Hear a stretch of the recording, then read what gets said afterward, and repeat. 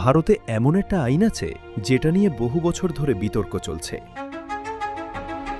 কেউ বলছে এটা সমতার আইন, আবার কেউ বলছে এটা ধর্মীয় স্বাধীনতায় হস্তক্ষেপ।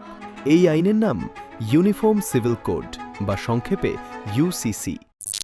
কিন্তু ইউসিসি আসলে কি, কিভাবে কাজ করে, ভারতের কোন কোন রাজ্যে চালু আছে, আপনার পার্সোনাল লাইফে ইউসিসি এর প্রভাব কতটা পড়বে, এই জিনিসটাই আপনাদের আজকে জানাবো 2 থেকে 3 মিনিটের মধ্যে। প্রথমেই বুঝি ইউসিসি কি। ইউসিসি মানে হলো দেশের সব নাগরিকের জন্য ব্যক্তিগত জীবনের কিছু বিষয়ে একই আইন, যেমন বিয়ে, ডিভোর্স বা তালাক, সম্পত্তির উত্তরাধিকার, দত্তক গ্রহণ এবং রক্ষণাবেক্ষণ। বর্তমানে ভারতে ধর্মভেদে এই আইনগুলো আলাদা। ইউসিসি বলছে ধর্ম যাই হোক, নাগরিক হিসেবে সবার জন্য আইন এক হওয়া উচিত, মানে one nation one civil law. চুরি, খুন, ডাকাতির আইন তো আগেই সবার জন্য এক। ইউসিসি শুধু ব্যক্তিগত বা পারিবারিক আইনের ক্ষেত্রে প্রযোজ্য। এখন প্রশ্ন, কেন ইউসিসি দরকার? প্রথম কারণ, সমতা। সংবিধান বলছে সকল নাগরিকের সমান অধিকার। তাহলে প্রশ্ন, আইন আলাদা কেন? দ্বিতীয় কারণ, নারীর অধিকার।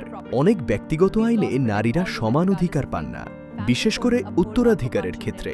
ইউসিসি সেই বৈষম্য কমাতে পারে। তৃতীয় কারণ, আইনকে সহজ করা। ভারতে বিভিন্ন ধর্মের জন্য বিভিন্ন আইন থাকায় বিচার ব্যবস্থা জটিল হয়ে যায়। এক আইন থাকলে বিষয়টা সহজ হবে। চতুর্থ কারণ, জাতীয় ঐক্য। অনেকের মতে এক আইন দেশের ঐক্যকে আরও শক্তিশালী করবে। এখন প্রশ্ন, ইউসিসি কিভাবে ইউজ হবে? ধরুন এখন একজন হিন্দু বা একজন মুসলিম বিয়ের পর ডিভোর্স বা তালাক নিলে আলাদা ব্যক্তিগত আইন লাগত, কিন্তু ইউসিসি চালু হলে সব ধর্মের জন্য একই নিয়ম হবে। যেমন বিয়ের ন্যূনতম বয়স একই, ডিভোর্স বা তালাকের পদ্ধতি একই, সম্পত্তির ভাগের নিয়ম একই, দত্তক নেওয়ার নিয়ম একই। এতে আদালতের কাজও সহজ হবে। Doctor B.R.. আম্বেদকরও ইউসিসির পক্ষে ছিলেন। তিনি মনে করতেন একটি আধুনিক রাষ্ট্রে নাগরিক আইন এক হওয়া উচিত, কিন্তু তখন ধর্মীয় বৈচিত্র্যের কারণে বিষয়টি স্থগিত রাখা হয়। এখন ভারতের কোথায় ইউসিসি লাগু আছে? গোয়াতে। গোয়ায় বহুদিন ধরে একটি সাধারণ সিভিল কোড চালু আছে, যা পর্তুগিজ আমল থেকে এসেছে। যদিও সেটাকে পূর্ণাঙ্গ ইউসিসি বলা হয় না, কিন্তু কার্যত অনেকটাই একই ধারণা। 2024 সালের পর থেকে উত্তরাখণ্ড, 2026 সালে গুজরাটও ইউসিসি আইন পাশ করে, আর মধ্যপ্রদেশেও ইউসিসি নিয়ে কাজ চলছে।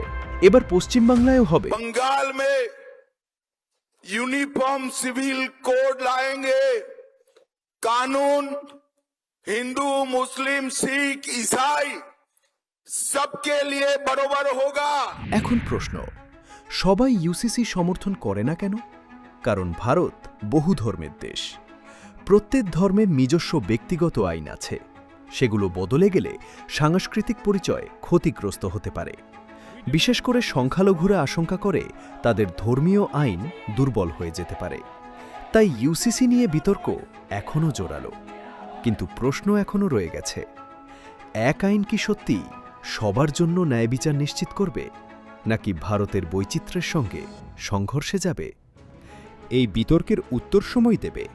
আপনি কি ভাবছেন? ইউসিসি হওয়া উচিত নাকি বর্তমান ব্যবস্থাই ভালো? কমেন্টে জানাবেন। ভিডিও ভালো লাগলে লাইক, শেয়ার আর সাবস্ক্রাইব করতে ভুলবেন না। ধন্যবাদ।